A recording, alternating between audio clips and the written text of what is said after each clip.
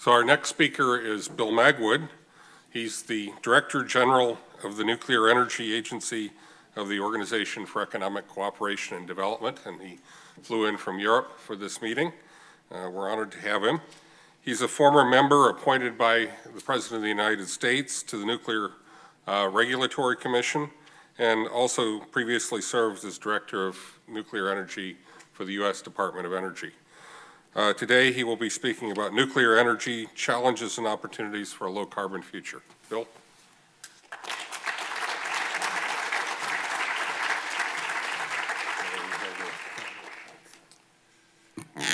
Good afternoon.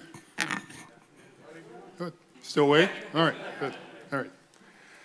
I'm a morning person too, so I know how you're feeling right now. And I'm sure my talk would be much more exciting if this were 9 o'clock in the morning instead of 4 o'clock in the afternoon, but we'll just have to bear with each other tonight. It's a pleasure to be here. I haven't been to the University of Michigan, and I was talking to Gary Wasp about this, in a very long time. It's been quite some time. Actually, it was probably pretty close to the time that Jim Duderstadt was talking about when he was chairing our Nuclear Energy Research Advisory Committee, which was really in the late 1990s, so it's really about that time frame. But it's a pleasure to be back.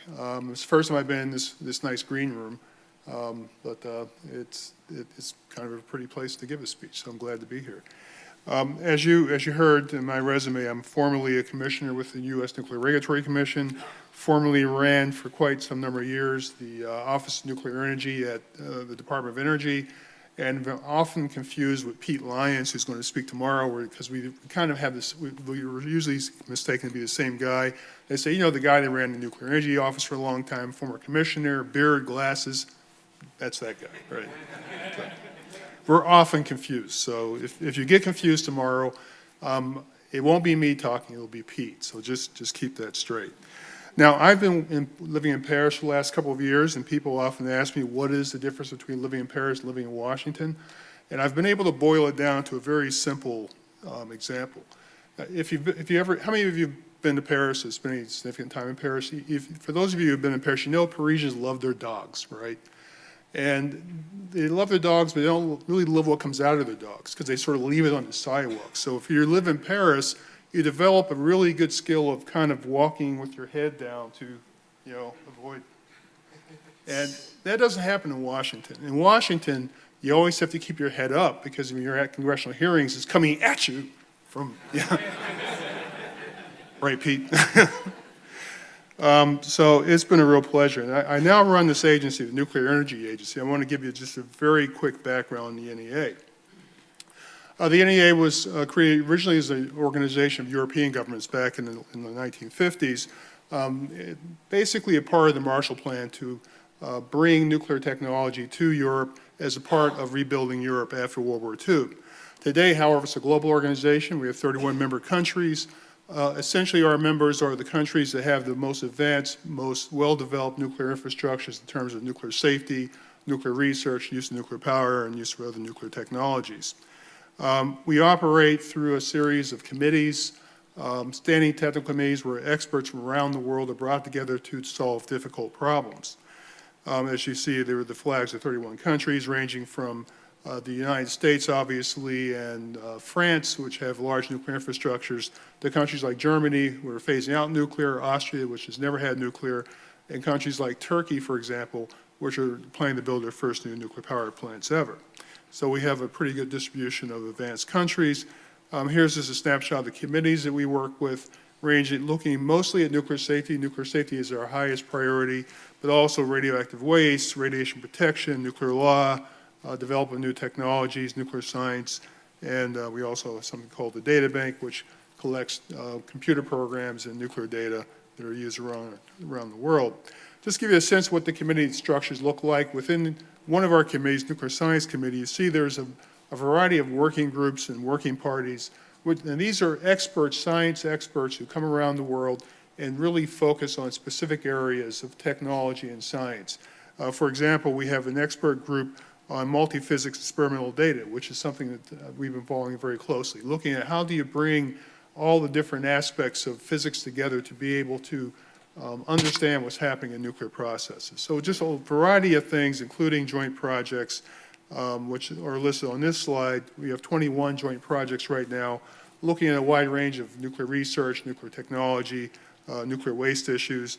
And we are also the home for these sort of separately funded organizations, such as the Generation 4 International Forum, which is looking at advanced nuclear technologies for the future, the Multinational Design Evaluation Program, which is a collection of regulators looking at how to make sure that they are appropriately licensing today's advanced technologies like the Westinghouse AP1000, the REVA EPR and technologies like that, and the International Framework for Nuclear Energy Cooperation, which was begun under the Obama administration in the U.S. and has become a global organization with 66 countries that brings both the developed countries that have great nuclear expertise together with developing countries to talk about how to deploy nuclear power plants safely, how to deal with nuclear waste and issues such as that.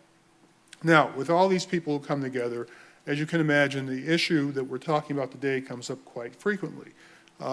What is the role of nuclear power in climate change? And there's a worldwide debate about this. You know, the debate that you're hearing today is being replicated all over the world because it's a very important issue for many countries. It's important because whenever we're having this conversation about carbon, and I think we did have a conversation a little bit earlier this afternoon about the fact that there are many sources of CO2 emissions and greenhouse gas emissions that come from industrial processes and other processes, but energy production is really the core of much of this. About 70% of all global emissions come out of energy production one way or another. And this is something that brings this issue to us in areas like the Nuclear Energy Agency and our sister organization, the International Energy Agency, and we spend a great deal of time talking about this. So I want to give you a snapshot. Where are we today? Well, today, if you look at the world, we're still a world that relies very, very heavily on fossil fuels. If you looked at these exact same charts 5 years ago, you would see very small differences in what this chart tells you. Basically, the chart tells you that about 2/3 of all energy from first electricity supply comes from either coal or natural gas. But hydro is, around the world, the largest non-emitting source of electric power, and nuclear is number 2. So nuclear is playing a role today, along with these other sources. But the question is, where do we go from here? Now, clearly, countries around the world have been trying to change and been trying to deal with the carbon challenge by making different changes in energy policies. I'll give you a couple of snapshots. France, for example, as you know, is very reliant on nuclear power and is among the developed countries in the world, the country that has the most carbon-efficient electricity infrastructure. As you can see in this chart, very heavily reliant, about more than 75% of their electricity comes from nuclear power, and the rest is really quite small in comparison. But take a look at Germany, and you can see where German policies to phase out nuclear are beginning to show. Nuclear power plants are beginning to tail off. There's been a huge investment, a huge effort to increase photovoltaic and wind power. You can see that yellow line coming up to meet it. The lines for carbon emissions have been or the line for fossil has been tending downwards a bit, but this story is actually very complicated. I won't go into the details about it here, but I think this gives you a pretty good impression of what's happening. Another couple of countries we're showing, the United States, which is, you can tell from this chart, very, very small changes despite the fact there's been so many policy in this. There's so much discussion about new renewables, so much discussion about what's happening with nuclear power. But as you can see here, the effects have really not yet shown up very much. It's still a very stable situation. One country where there is a big discontinuity is Japan. As you know, Japan went through the accident in 2011 and shut all its nuclear power plants down very quickly. You can see that those plants come offline, the red line, very, very rapidly. And as a result, fossil fuel use has increased dramatically. And as you can imagine, that's had a big impact on carbon emissions, which is shown on this chart. The Japanese is the red line.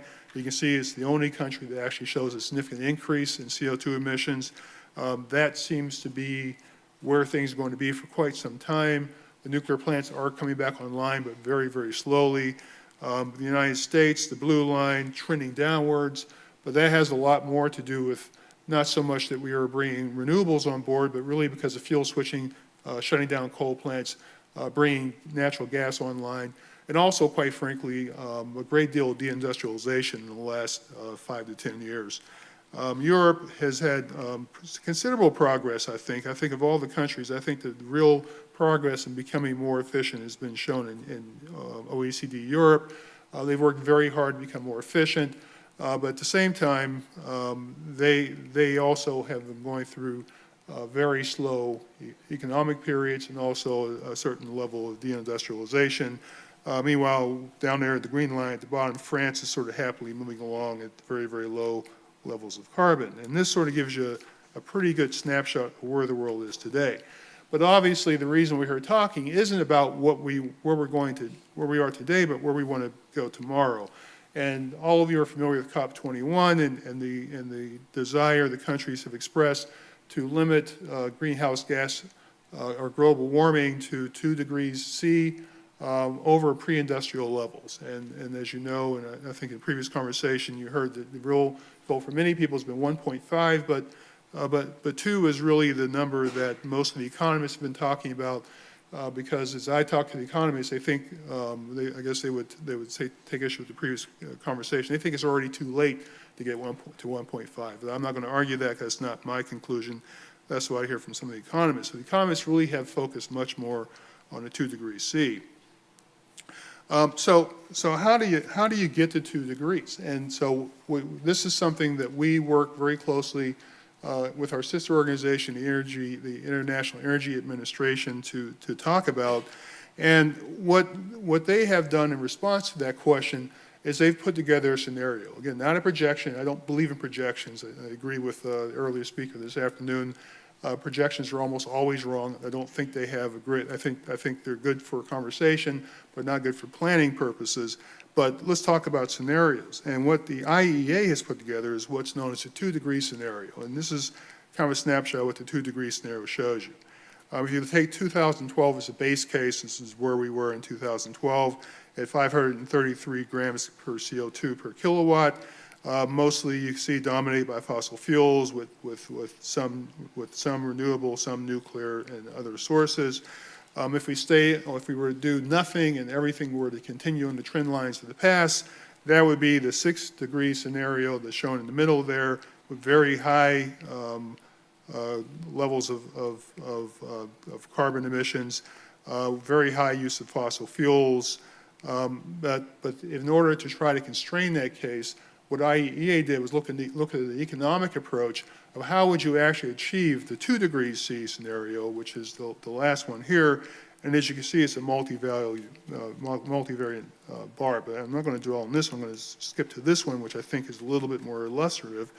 And what this chart shows you, and this is probably the most important chart that I'll show you, I think this chart shows something very important. Again, this is a scenario that IEA has put together that shows you that in order to make this scenario come to reality, we would have to see tremendous increases in wind power, in solar power, but also in nuclear. But in addition to those, there's a big contribution from carbon sequestration. And all this is on a basis of very, very aggressive goals for energy efficiency. I think for the IEA, it was about 50% increases in energy efficiency. So in order to make this happen, everything has to increase quite dramatically over this period of time. For the nuclear case, for example, this is a capacity globally that increases to about 2.3 times the capacity of today, the equivalent of building about 500 new nuclear power plants around the world. Now, from an industrial standpoint, that's quite doable. I don't think there's any question about it. In the 1970s, we certainly were able to build at that pace. But I think the question isn't so much whether we could do it. I think we absolutely could if we wanted to. The question is, will we do it? And will we meet those kinds of goals? And there are some reasons why I think that that's in question. Now, one thing, obviously, is what happened in Japan a few years ago at the Fukushima Daiichi plant. Now, this is something that happened right in the middle of what people in the U.S. are calling the nuclear renaissance. There were a lot of aspirations to build relatively large numbers of nuclear power plants, which I, quite frankly, never thought was going to happen nearly as quickly as a lot of people in the industry seem to think. But nevertheless, there were a lot of initiatives around the country to build new nuclear power plants. And then this happened, which had a bigger impact overseas than it did in the U.S. I think in the U.S., the financial crisis actually had more of an impact, as well as the advent of fracking in the U.S. But this is something that globally really has had a big impact in the conversation.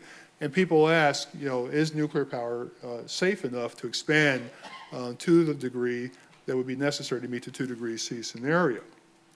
Now, what we've done is in the 5 years since the Fukushima Daiichi accident, and by the way, I've been to this facility myself 3 times over the years and watched how the Japanese have done a lot of very, very good work to improve the situation at the site and stabilize the site so it's a much more favorable situation than it was 5 years ago, certainly. But there's still a great deal of work to do, and there's still a lot of people displaced. So it's still a very, very serious situation. But at the same time, we've learned a lot of very important lessons from it. And I think that there's no question that when you look at the works done by regulators, done by operators around the world, the safety has been greatly enhanced since the 3/11 accident. All around the world, utilities and power companies and regulators have reassessed the external hazards that face nuclear power plants. They understand them much better. They have been much more conservative in their assumptions. Flood protection measures have been enhanced across the world, particularly the United States worked very hard on this. I can tell you as a former member of the NRC Commission, because this is what was an area that in the U.S. in particular was one that was very challenging because of the types of assumptions that go into it. Around the world, mobile systems and fixed systems to provide additional cooling capabilities for nuclear power plants have been put in place. Electric supply has been more robust. Improvements in training and procedures. Some countries have instituted filtered vents to make sure that if there is a core melt accident, that it doesn't impact the environment. And in addition, around the world, and this is something that we at the NEA are working on quite aggressively, there's been greater consideration of not just the technical aspects of safety, but the human aspects of safety, which I think has been which is very important, and in many places have been overlooked. I think this is extremely important, and it's something that we have to spend much more time on. So I have a lot of confidence that this work has been very effective. There's an NEA report, and by the way, all of our reports are available free of charge. You just download them off the website. This report analyzed what's happened around the world since the accident, and looking at this, I feel considerable confidence that we're in very, very good shape when it comes to the safety of nuclear power plants. So I personally don't worry about nuclear safety from that aspect. I worry more about the human aspect than I do the technological aspect. Nevertheless, around the world, this has had impact, and all of you have seen, the protests that we've seen from around the world. Obviously, protests in the street led to the shutdown of the plants in Germany, and decisions in countries like Switzerland and Belgium to begin phasing out nuclear power over some period of time. So this has had a significant impact on the conversation, and obviously there's been many press articles written about the downfall of the nuclear industry, and this is my favorite cover that was from The Economist magazine that simply said, "Nuclear energy, the dream that failed." And this is really the picture that a lot of people have had since the accident. Now, the reality is actually a bit different. If you look around the world, you see that many countries, after the accident, including the United States, proceeded to build new nuclear power plants because they concluded that nuclear power plants were safe and could be built safely. And if you look around the world, and this is a map that was actually originated by the World Nuclear Association Industry Group, but I think it shows something that's essentially correct. I won't quibble with every country because I think there's some countries you could argue about. But in effect, if you look at the blues and the greens are countries that are either planning to build nuclear power plants or are actually building nuclear power plants. So basically, you look around the world's already made a decision that nuclear power is here for the long-term future. We're building plants today, and in fact, we have more plants under construction right now than we have had since the 1970s. If I had showed you this chart several months ago, the numbers would have been much higher, but there's been Chinese plants that have come off this list because they've gone into operation, and there's one American plant the TVA plant, the Watts Bar, which has gone into operation, is taken off this list. So this list is an evolving list. It changes all the time as new projects are begun and as projects are completed. And this is a very, very aggressive building program already globally. This is in many countries, particularly, as you can see, in China, which has 20 reactors under construction. And even in the United States, while there are 4 reactors under construction, there's several more projects that are basically waiting for electricity prices to recover. And from what the industry people tell me, they expect to see the prices recover in about the 2020 timeframe as natural gas prices creep up. So we'll have to watch and see how that transpires. Nevertheless, to reach a 2 degrees C scenario, even this amount of building may not prove to be enough. As you can see in this chart, if in order to make the 2 degrees C scenario, we would have had to been building about 12 gigawatts or implementing 12 gigawatts of nuclear electricity, nuclear capacity each year, and we really haven't been close to that except for in this last year, 2015, which is a particularly good year for bringing plants online. And if you go beyond 2020, the implementation rate would have to be much higher to reach the 2 degrees C scenario. So it seems very unlikely that nuclear is going to be able to reach this unless there's significant changes in policy. Now, working with the OECD, which is the organization that there's an umbrella for what we do, but working with the economists in the OECD, working with the IEA, and working with other organizations, we put together something called Aligning Policies for the Transition to a Low-Carbon Economy. Now, energy was only a small piece of this. This looked at transportation policy, food policy, agriculture policy, and industrial policy, and looked at a wide range of policies from around the world, and discovered the quite interesting fact that many of the policies that we have in place around the world that are supposed to be helping deal with CO2 emissions actually run counter to what we're trying to accomplish. And this is something that certainly is the case in the energy area. A conclusion that came out of the report was current designs of wholesale electricity markets in many OECD countries are not strategically aligned with the low-carbon transition. It's just a reality. The markets are not designed to facilitate the low-carbon transition. And in particular, the electricity markets right now are very, very heavily distorted by outside subsidies for renewable energy. Now, I'm a big fan of renewables. I think we should build and deploy as much renewables as we can. But I think what we are seeing in many countries and in parts of the United States is it's being done in a way that's actually doing considerable harm to the electricity markets.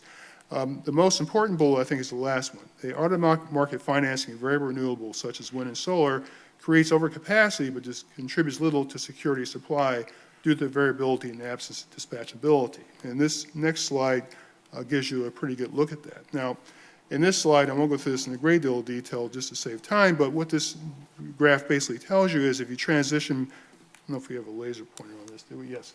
As we transition from where we are about today, where you see dispatchable, a larger degree of dispatchable electricity coming from nuclear, from coal, from gas.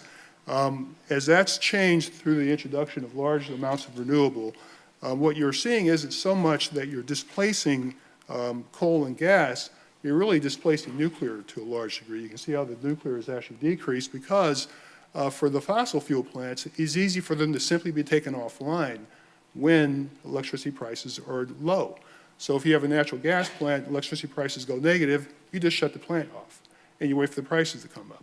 Nuclear plants don't work that way. If electricity prices go negative, which has been happening in many parts of the world, then the nuclear power plant loses money. And that's something that's going to have a big impact, and that's why you're having the conversation in the U.S. about whether some of these plants will be shut down or not.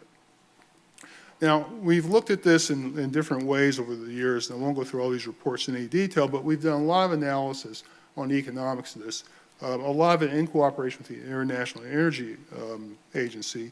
And I think the basic conclusions that we've reached can be summarized in the most recent edition of the projected cost of generating electricity. And I recommend you download this report and take a look at it because it gives a lot of projections and analysis regarding how nuclear racks up compared to other energy technologies. And it shows that nuclear in any kind of carbon constraint, any kind of carbon tax approach is actually very competitive with other options. But what we really see in this as well, though, is that the markets are broken in many parts of the world. I was just in Switzerland just a few weeks ago and was surprised to discover that a Swiss hydroelectric facility, which is actually several decades old, is today losing money because of the impact of the very, very low cost of electricity coming from German renewables. Now, how this gets sorted out is really going to be a very interesting question, because the reality is that this is not sustainable. There's so little money in many markets today that industry doesn't have the resources to invest in anything. We talked about having a smarter grid. There's no money for a smarter grid. You want to deploy renewables without subsidies, there's no money for it, because electricity prices right now are so low, there's no way to make the investments. And this is a very, very significant long-term problem. Now, that's not to say that nuclear can't do better. Now, nuclear technology is well proven. The technology is very stable. You know, we have new designs coming on the market. But I think where we have seen problems in the nuclear industry, and this report highlights that, is that the nuclear industry has not been very good at building new nuclear power plants in many cases. There are projects particularly in France and in Finland, that have had significant cost overruns, significant delays, and many people point to those when they say that nuclear power plants are too hard to build, they cost too much, they have these big cost overruns. But at the same time, plants being built by Korea and the UAE, built by Korea in Korea, by the Chinese, by the Russians, are being consistently built on schedule, within budget, with almost no problem at all. And what is the difference between what the Koreans, the Chinese, and the Russians are able to do versus what we see in other parts of the world? It's pretty simple. It's practice. It's experience. They know how to build projects. This is something that in the U.S., for example, we're building our first nuclear power plants in 2 generations. There are not that many people that know how to build a plant, and there were very, very few people. I was actually involved in talking to people with the projects that are underway today, and they were really struggling to find people with the expertise to actually assemble a large project like a nuclear power plant and bring it off successfully. And in some cases, utilities had to bring people out of retirement to help put the projects together. And this is something that I think shows in a lot of these projects. In the case of the second bullet we show here, explicit change management regimes. This is something that's very important because even in the U.S. case, how to make changes when you decide that there's a better way to manufacture something, a better way to construct something, how do you change that in a way that doesn't lead to significant problems in the project? Is not as trivial as one might think. It's actually pretty complicated depending on the regulatory regime and depending on the construction project. And finally, the bullet at the top of the project management side, we think that there's room for some convergence to make nuclear construction simpler by having a more international approach to codes and standards. So these are things that we think should be taken into account. So I'm going to just make a few key observations. As I mentioned, where we are today with electricity markets is not sustainable. We can't continue this way because there's just not enough money in the system to invest into the future. This is a very, very difficult situation. And in some parts of the world, we could see nuclear power plants that we will need to meet our future aspirations for climate actually shut down, not because they aren't cost effective, but because they're in markets that aren't operating correctly. And that's something that we have to take into consideration. True cost transparency is essential. We have to build the costs into all of these technologies. If you have a technology that requires natural gas plants to be running in the background to back them up because they have a lot of variable capacity, that should be part of the cost calculation. If it's not part of the cost calculation, you don't really know what the costs are. And for all technologies, including nuclear, if you're not including transmission costs, you're not including a significant portion of it. So these things have to be part of the cost calculation.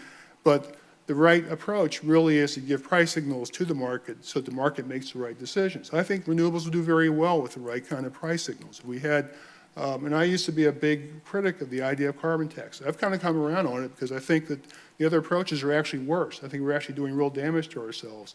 So it would be much smarter to just simply have a carbon regime, just charge for, if we really want to do this, charge what it's necessary to have the impact we want.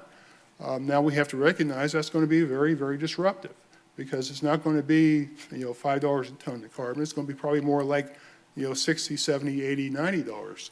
And that's going to have a big impact. But if we're serious about climate change, we're going to have to do that. And maybe that's really something that's really at the core is, are we serious about this? Is this something we really want to deal with?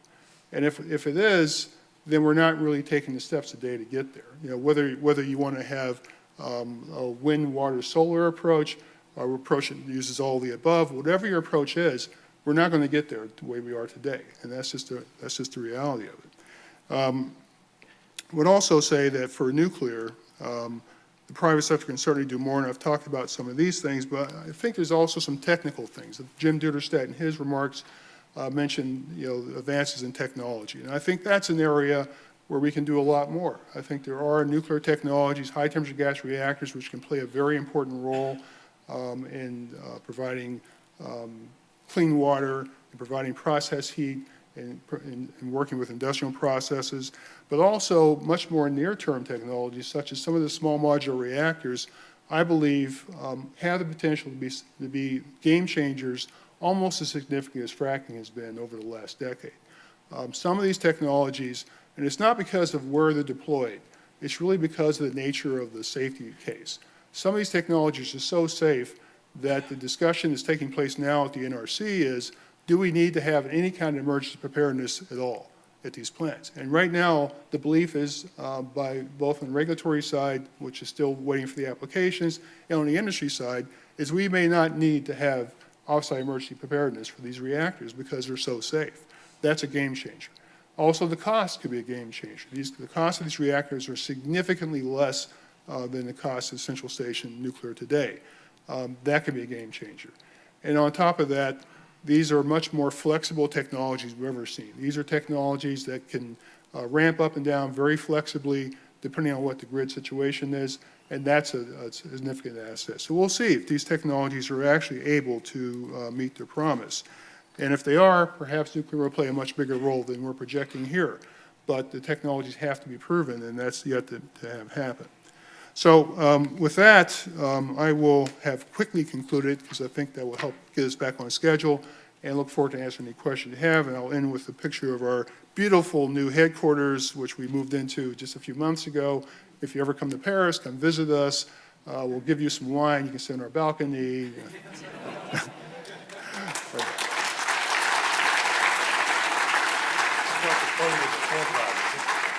No, that's the same.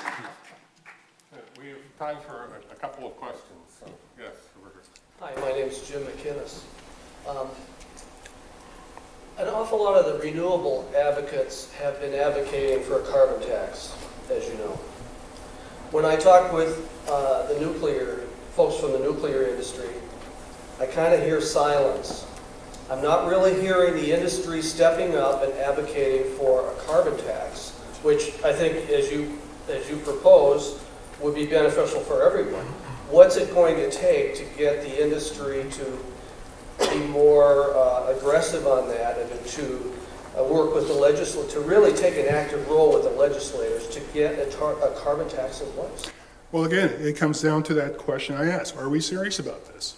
If we're serious about it, then we have to take serious measures to get there. And if we're not serious about it, maybe let's stop wasting each other's time and go do something else. I'd rather start talking about going to Mars again, because I always like that idea. So let's go work on that instead of talking about climate change, because if we're not going to really do this, let's stop spending so much energy talking about it. So I think that the reason you don't really see the industry talking as much about it is because the people who run nuclear power plants are the same people that run coal plants and natural gas plants.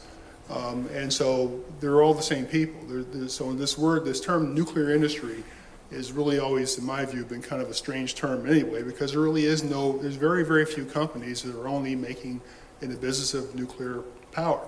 Very, very few. Most companies have multidisciplinary concepts. General Electric does a lot more than nuclear.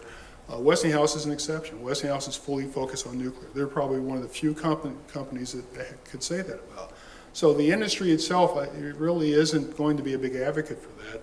But I think that the real issue is that politically it's a dead issue in this country. The idea of having carbon taxes has been really talked about and shot down before. It's unfortunate because it's probably the fairest and easiest way to do this. And I think if there were an agreement, and it's really interesting because I know in one state, it might have been Oregon or Washington, I can't remember which one it was, there was a proposal put on the table to use a carbon tax as part of their CO2 reduction strategy.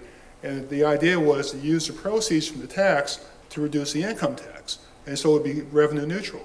And apparently, people on one side of the debate didn't like that idea. They were against it, and the whole thing fell apart. To me, that's probably the most politically viable approach, to make it just revenue neutral, and then make it a very, very clean process. But right now, it's not even political. It's not even really being discussed right now. So the issue is really, are we serious about this? And right now, it's hard to say that we are.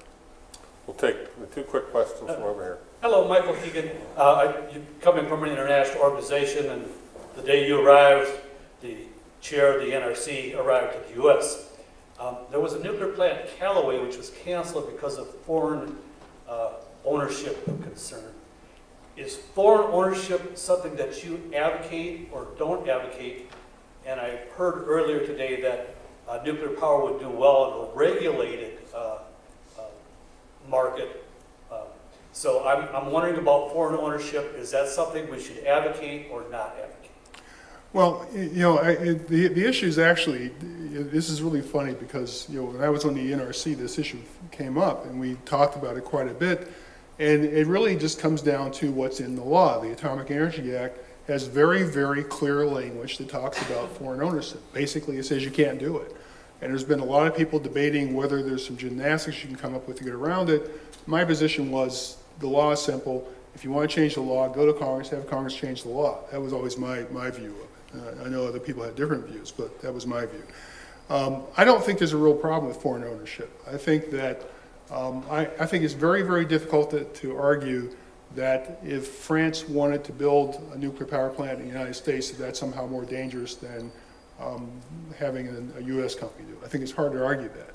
Now, would I have more concerns if there were some other countries that were doing it? I won't name countries, but if there were other countries, maybe I would. But we have a process for that. We have a process to decide, do we want country X to have this kind of investment in the United States? It goes through a government process called the CFIUS process, and we decide in some cases, yes, it's okay, and in some cases we say, no, it's not okay. So I don't think in principle that there's a real problem with foreign ownership of nuclear power plants. And in other countries, it's not really a big discussion. As you know, Britain just recently, just 2 weeks ago, I think, authorized the construction of a French nuclear facility in Britain that will have Chinese investment. And this is something that was controversial. They talked about it. They decided it was okay. They're going forward with it. So I think that this is something that's very doable. I think as long as things are well regulated and safe, then there's no reason why you can't at least look at it. Last quick question. My name is Jacob Greenfield. I just had a quick question about subsidies. So you were talking a lot about how with the renewable energy subsidies that are going on right now, it's kind of making our market less efficient, less sustainable for the future. And over this past summer, I noticed that New York State started giving out subsidies to the nuclear power plants that are there in order to keep them alive and well because they are losing money at this point. Do you agree with that decision? Do you think it should be expanded, or do you think more subsidies will just lead to a less stable market?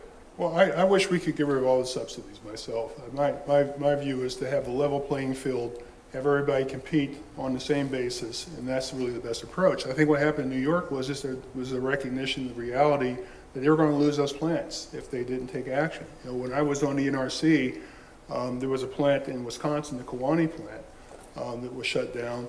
It was a perfectly good plant, very well operated, excellent staff. The company that ran it had made significant investments to upgrade it. It was recognized as a very good plant, but it couldn't compete in the market. And the reason it couldn't compete was the coal was too cheap, believe it or not. So when you look at that, the plant that shuts down in Wisconsin because the coal was too cheap, and we're talking about reducing CO2 emissions. So there's obviously a disconnect there. So I think that we're in a position where we have to patch policies together because we don't have an overall approach that really is sustainable. And that's the real issue. Thank you very much. Thank you.